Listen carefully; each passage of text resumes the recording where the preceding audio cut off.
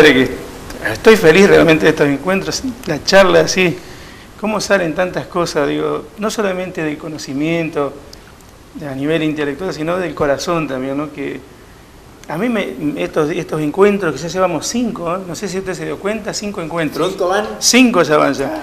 Pero me llena el alma y digo, pero qué bueno esto, sentarse sin tiempo y con tiempo para charlar, para pensar un poco, como usted decía, ¿no? Muy bien, para pensar nuestra fe. Exacto. Y ese es el objetivo. Pensar nuestra fe. Porque creo que hablábamos el otro día, fuera ya de antes, hay una penuria de pensamiento sólido. Había un programa de televisión, no sé cómo, de quién era, pero me quedó, que decía, aquí el que piensa pierde. A la fresca. Y acá no. Queremos incitar al pensamiento, no que estén de acuerdo con nosotros, no que estén de acuerdo, pero incitar a pensar nuestra fe, porque hay una pobreza de pensamiento en todos los órdenes, internacional y nacional, político, social, religioso también. Tenemos en la iglesia una penuria de pensadores, de teólogos de nivel, y el gran teólogo que teníamos era el cardenal Ratzinger, que ahora es el Papa y está con otra ocupación. No puede ser tan teólogo solamente. No puede tanto. Y él precisamente nombraba, pero yo no recuerdo quién habló primero, del eclipse de Dios. Creo que era un judío. En estos momentos de la historia hay un eclipse de Dios.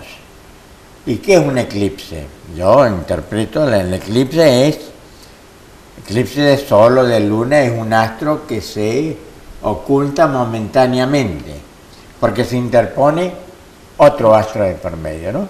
Creo que es así. Sí, así. Se interpone otro, pero momentáneamente. No es que hay un eclipse de sol, que alguien se robó el sol. Que desaparece el sol. Que desaparece, que no está más. Por un momento no se lo ve, y algunos sí temían, cuando había un eclipse de sol o de luna, estaban con temor que algo podía pasar.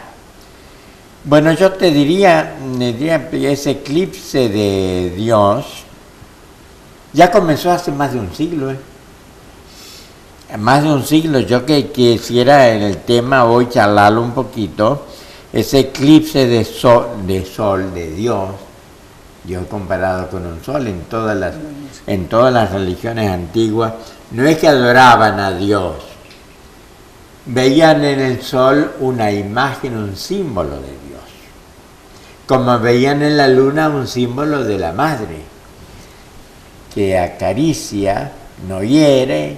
Parece que la luna nos envuelve, el sol, por lo menos el que somos chicatos, a mí me hace cerrar los ojos, o te hiere el exceso de sol. Bueno, algo que se interpone, yo quisiera hablar un ratito, ¿qué es lo que se interpone desde hace un siglo entre Dios y el hombre? Bueno, eso es lo que quisiera charlar un poquito hoy. ¿Pero es realmente un eclipse de sol así, padre? ¿Es un eclipse de Dios, del sol de sí. Dios?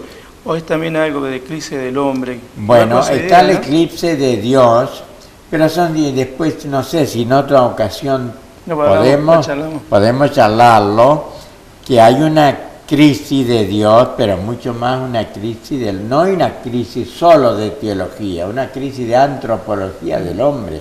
¿Qué es el hombre? Y está simultáneamente, ya te voy a citar algunos de estos, pero mejor seguimos en el tema. Si tenemos alguna ocasión, mirá, y yo te cito algunos, porque a mí, ¿sabes? Me gusta mucho leer los ateos. Ahora, hace tiempo que no leo mucho porque no me alcanzaba el tiempo, y ahora puede ser que pueda leer un poquito más. Lo bueno de la vida de jubilado, padre. Claro, de retirado de las actividades. Mirá, este hombre, ese ateo militante, o sea, combativo, que combaten en contra de Dios, que ahora volvió ese término, ateo militante o agnóstico militante, Uno de ellos, tal vez de los más impresionantes, fue Federico Nietzsche. Ya hace más de un siglo que murió él. Y él dice, triunfante al final casi de su vida, Dios ha muerto. Y ha muerto porque nosotros lo hemos matado, en el 1890 por ahí. Y ha muerto porque nosotros lo hemos matado. Y ya se siente el mal olor del cadáver de Dios. Dios ha muerto y murió porque nosotros lo hemos matado. Ahora, dice él, comienza la felicidad para el hombre.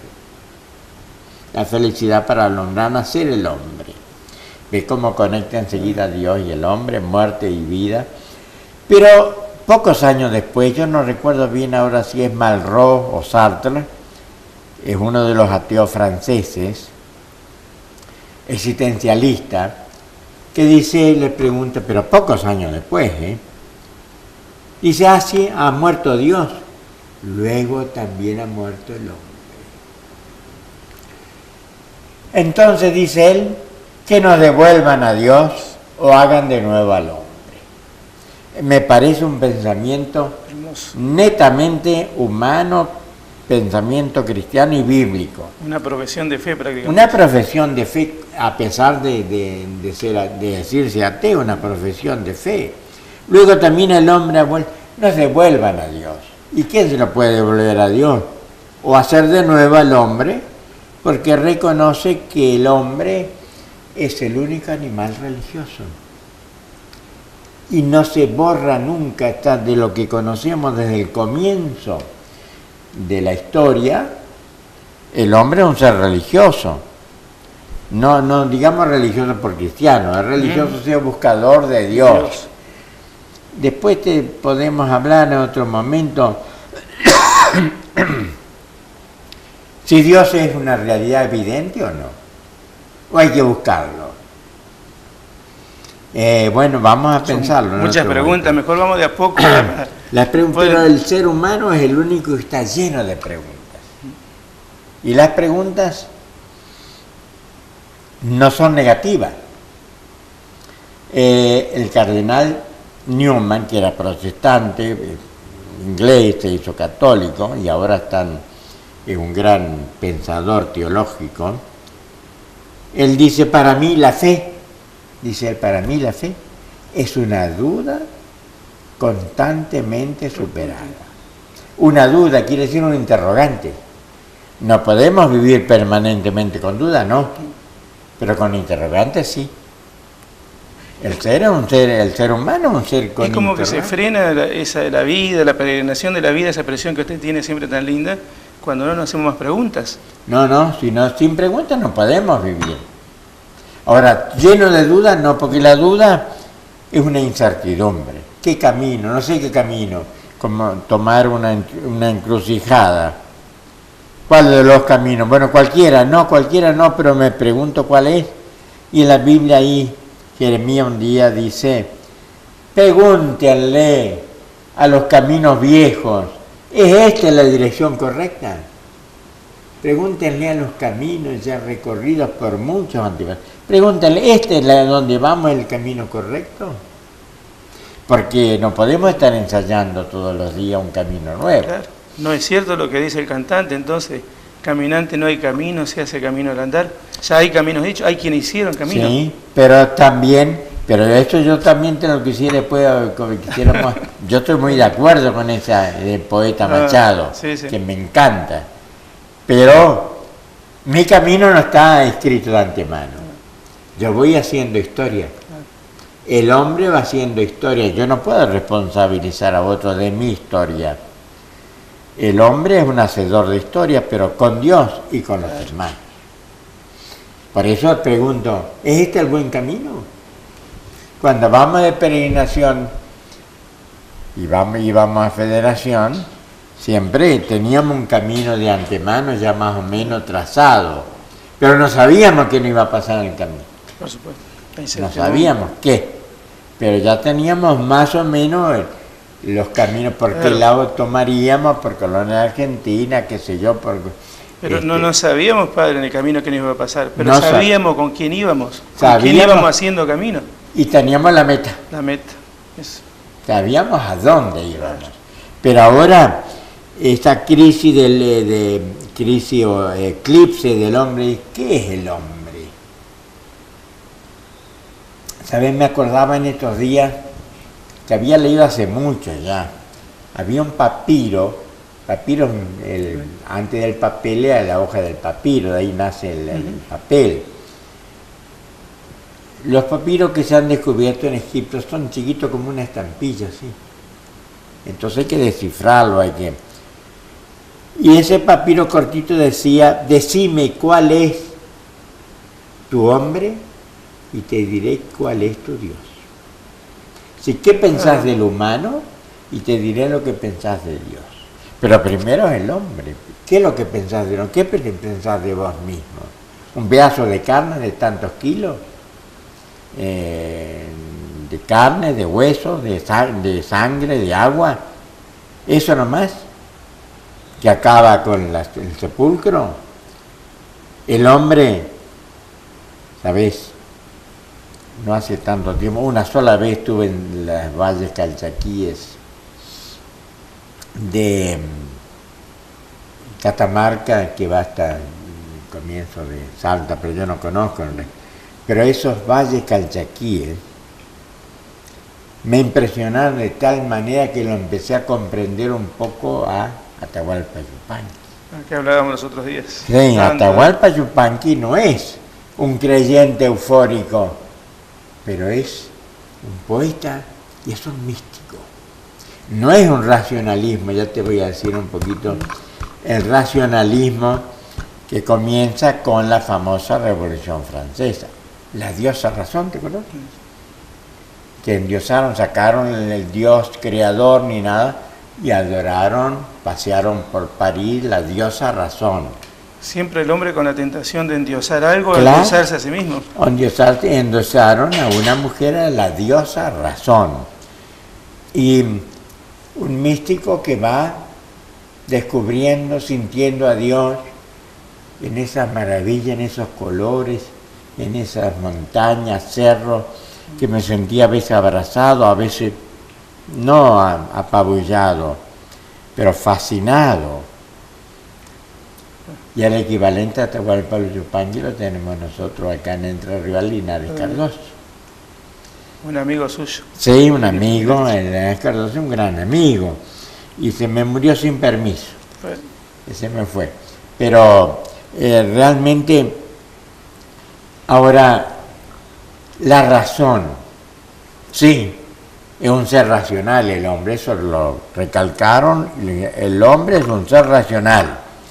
Y lo que no se demuestra con la razón no existe. Creó una mentira más grande y se repitió millones de veces.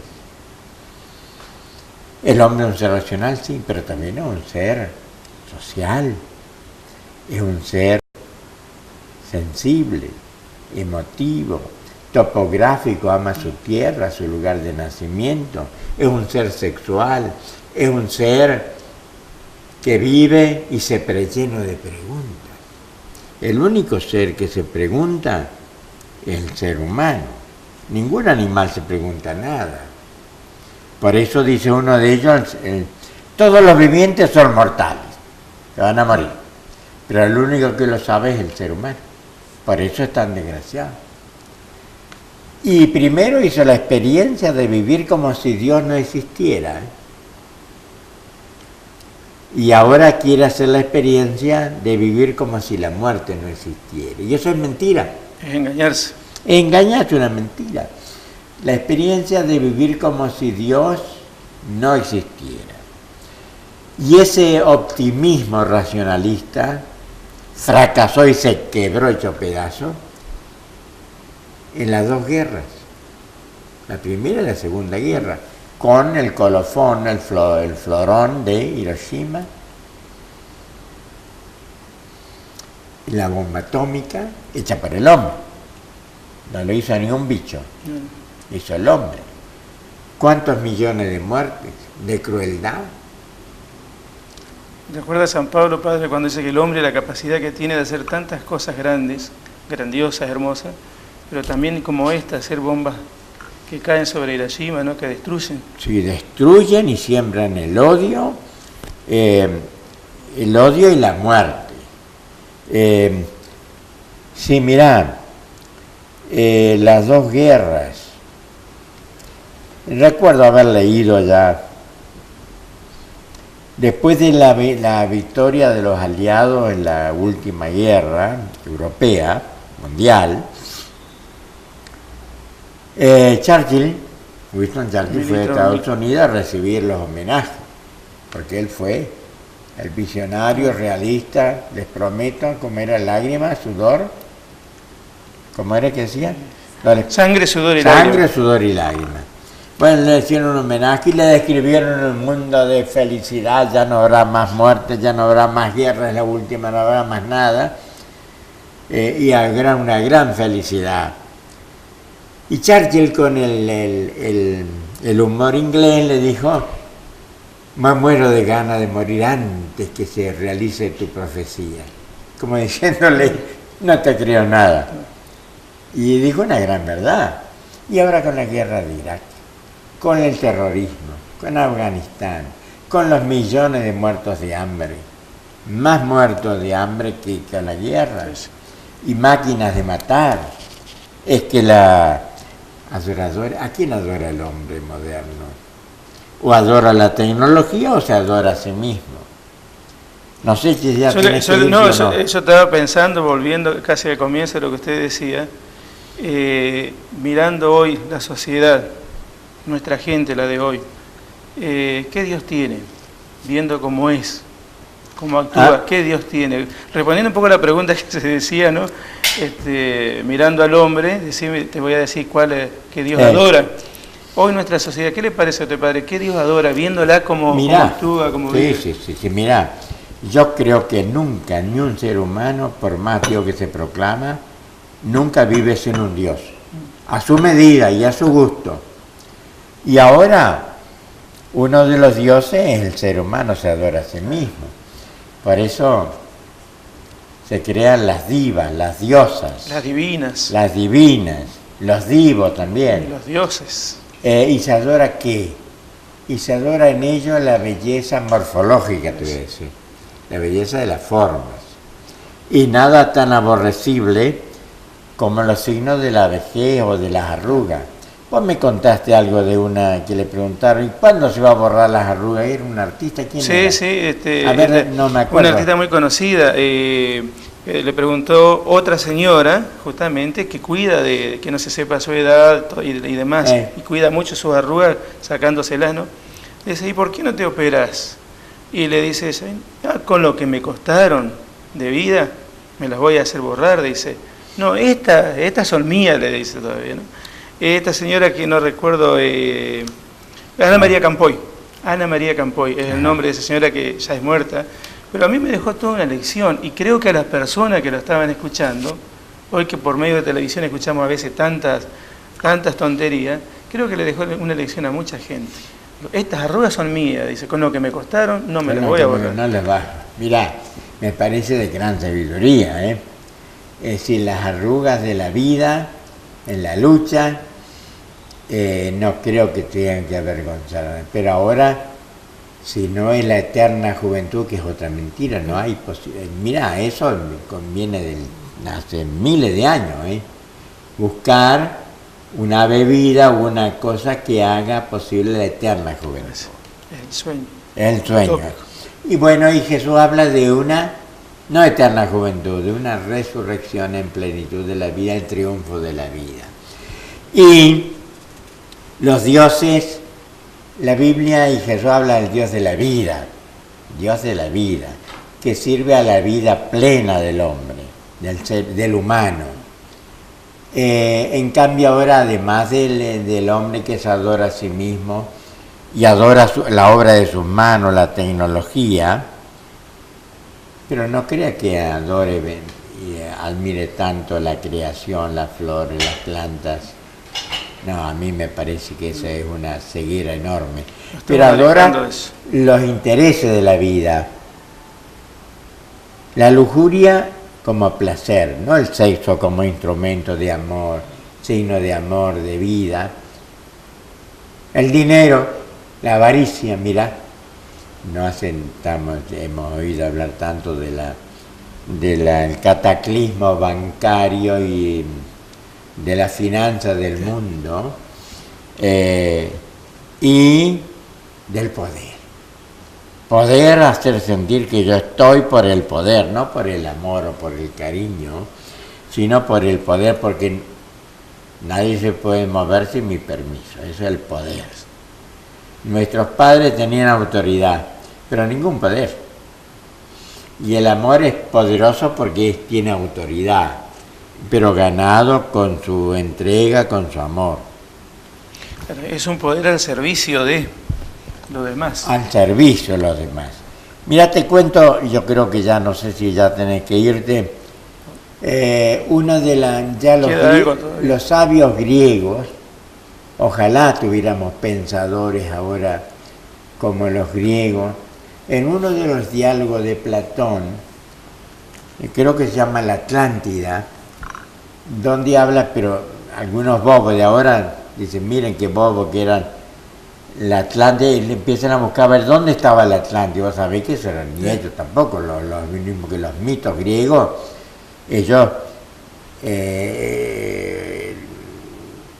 describían sus ideas con una narración y no con una elucubración etérea. Decía ¿cómo se llama? El Atlántida, creo que se llamaba, el mito, el de Atlántida, y Timeo era el personaje, y habla el hombre Prometeo, que fue condenado por un dios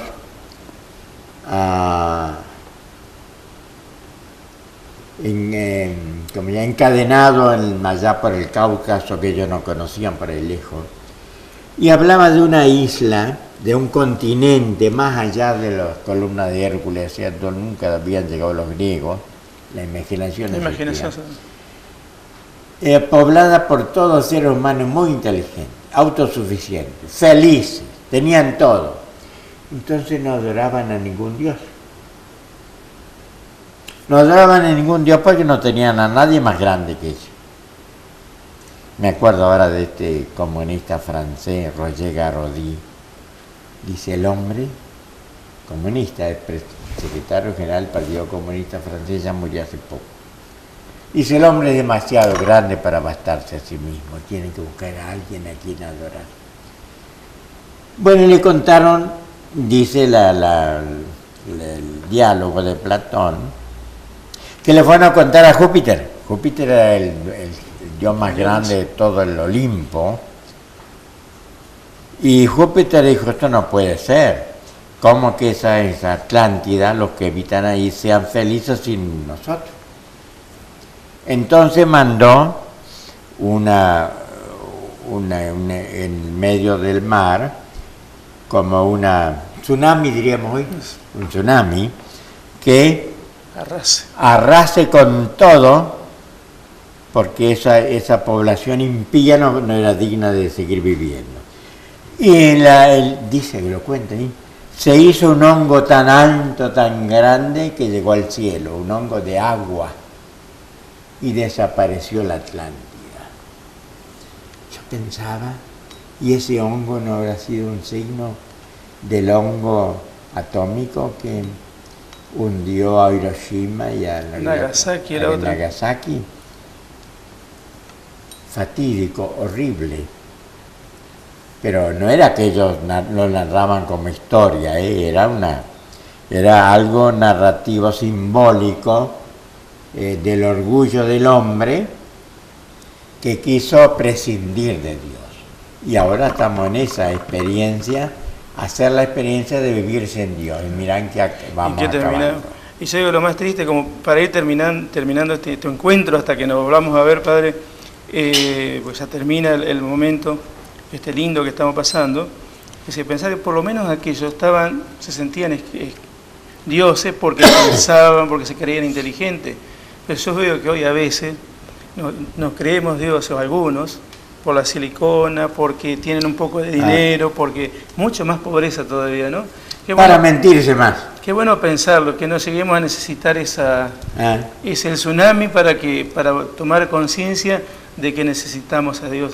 Yo creo que quedar con ese pensamiento suyo Sí, que nos va a no hacer sea mucho bien. necesario un tsunami que destruya todo, y Dios no tiene. Ese Esto proyecto. lo vamos a hablar después en algún otro momento. No es el proyecto de Dios tampoco. No es el Mandar proyecto de tsunami. Dios. Y eso lo vamos a hablar en algún momento, en algún próximo. Entonces, padre, vamos, no con el café, pero con la copita. Con la copita, por el bueno. próximo encuentro. El agua transparente me queda poquito, voy a pedir más. Bueno, Salud, padre. hasta cualquier momento, ¿eh?